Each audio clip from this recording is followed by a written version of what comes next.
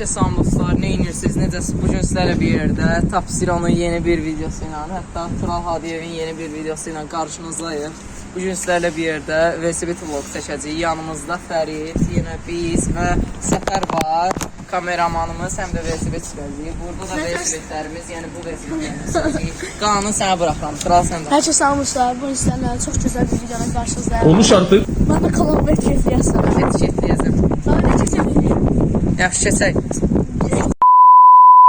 İndi biz buradan düşəcəyik. Bu torpalı yolda rampa kimi bir yer var. İndi kameramanımız aşağıdan biz çəkəcək orada. Drop atacağıq. Biz dayandı. Tezcə.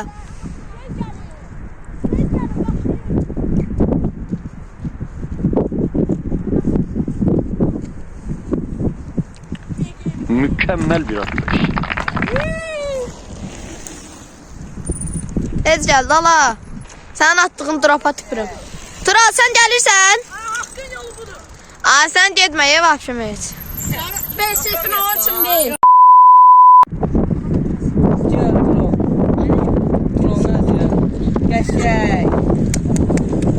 Bura şey... Məhəmməd gedir. Bilən kəndən tıllar. Nə var? Heç olmaz, tıllana bilərsən gələk. Dıxın çatacaq tıllanmağa. Fərid, sən tıllanarsan? Dəqiq. Bu Fəriddir, tıllan. Allah girdim sənə ya. Düşürsənə?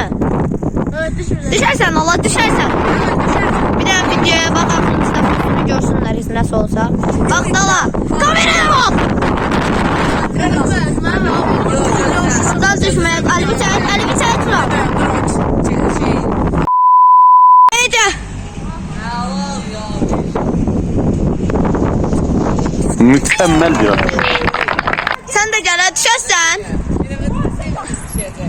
Arvatsan, arvatsan özüm ölüm.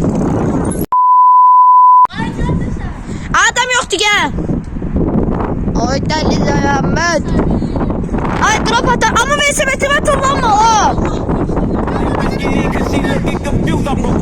Cause this bitch a witness, plus I just popped through, but she ain't.